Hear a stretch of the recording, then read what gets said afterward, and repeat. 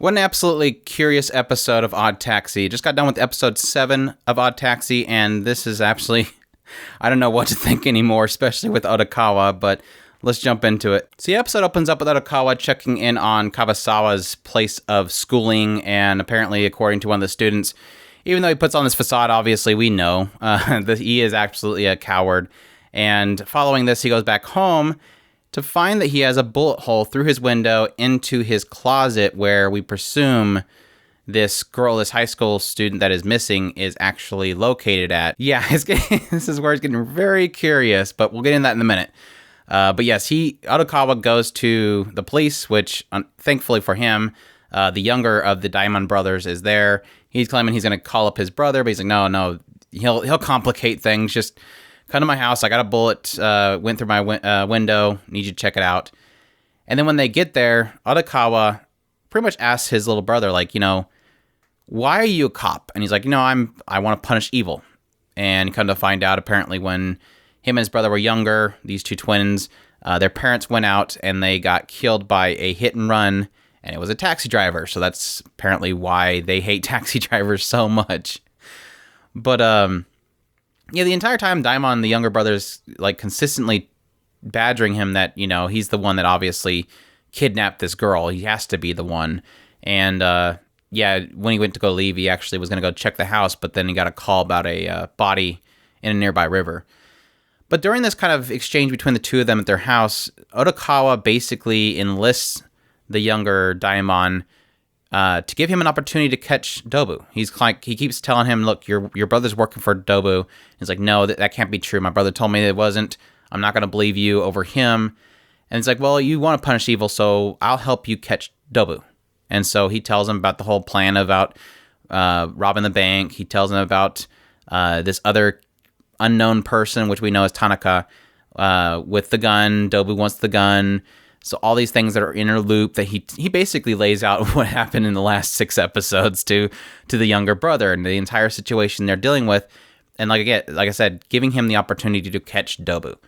And I kind of like this at this point. I kind of assumed this is the direction I was going to go, eventually having to get the older brother out of the picture in order to catch him. Unfortunately, it probably will end up being where he'll have to get his brother in the mix as well and probably capture him. But it's good to know that the little brother, even though he is a little bit dense, is willing to actually stop all these crimes from happening and actually seek justice. But we'll see where that goes.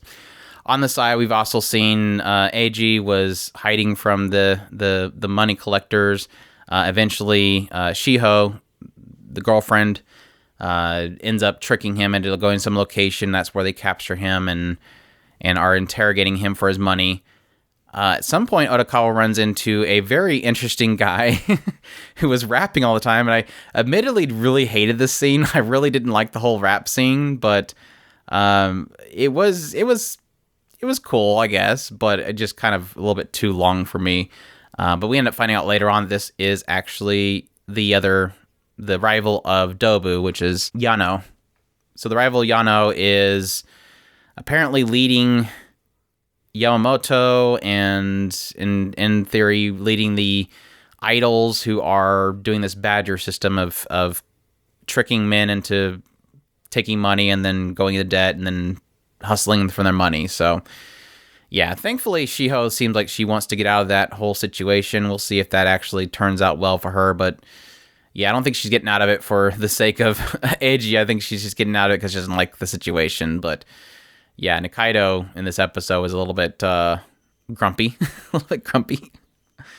We also got a confirmation that Shibukawa did end up getting out from underneath Dobu. So she went back to the doctor and told him the truth. And the doctor's like, this is definitely Odokawa did this. We're gonna save him. We need to save him.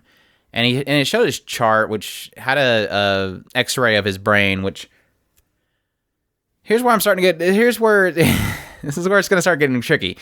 So essentially, after Daimon left his house, Odokawa went to the door of the closet and said, "Good girl." And then later on, when he tapes up the window, he says, "Now you can't escape." All the while, when he said the good girl part, they had in the background this shot of the TV where they were reporting on this body being found of this teen to 30-year-old woman, which looked like it was in the bag of from the first shot of the entire series in the first episode. Yeah, just the way he was acting in this episode, Odokawa was acting in this episode, was a little bit creepy. And I'm almost at the point now where I'm thinking they're going to eventually go to the point where he is a split personality situation, where one side of him is actually a criminal and another side of him is just a normal taxi driver. Because the way just the wording and just the scene that it was setting when he said these two phrases, good girl and now you can't escape, it really did feel like it was completely counter to his previous statements to this unknown person in the closet, which we assume is the girl, of him saying, you can leave whenever you want. You don't have to stay here. So whereas before it seemed like it was I'm giving you a place to hide, you can leave whenever you want, to now I'm leaning more towards it's these two sides, one that says, you have a chance to escape right now, which is a side that doesn't want this girl to stay in the house and wants her to get away, the normal taxi driver herself. And then this other side that did kidnap her. So that's kind of where I'm leaning now. And like I said, it's all kind of has to do with just seeing the doctor talk about how they need to save him. I don't think it's just about his insomnia. I think it has to do with maybe a split personality, this other side of him that's doing these things. Maybe his lack of sleep is due to this other side of him doing bad things when he thinks he's asleep. It's very curious at this point, and it really does seem like it's setting a tone that Odokawa isn't what he seems, and that's really intriguing at this point. I'm really curious what direction this can go. It may turn to a point where when Dobu goes to rob the bank, Odokawa goes with him and helps him, and maybe pins it on the older Daimon.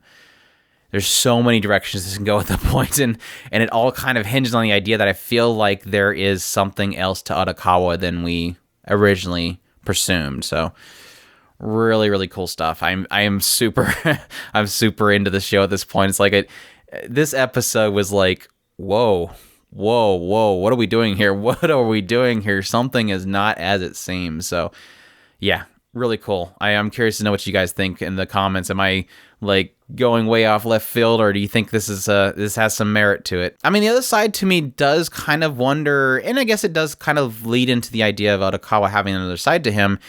Is there somebody even in the closet? Is the body that they found at the lake the girl that was missing? And maybe he already dumped the body and he still thinks there's somebody there. Again, that goes back to that idea that maybe he doesn't think, or maybe he doesn't realize that he has this other side to him that already disposed of the body. It's super weird. But yeah, that's my thoughts on Odd Taxi episode 7. Let me know again down in the comments if you are following what I'm saying or you think I'm way off base, but let me know. As always, if you did like this video, please leave a like, comment, subscribe if you haven't already, share this video if you can, and I thank you all for watching, and y'all take care.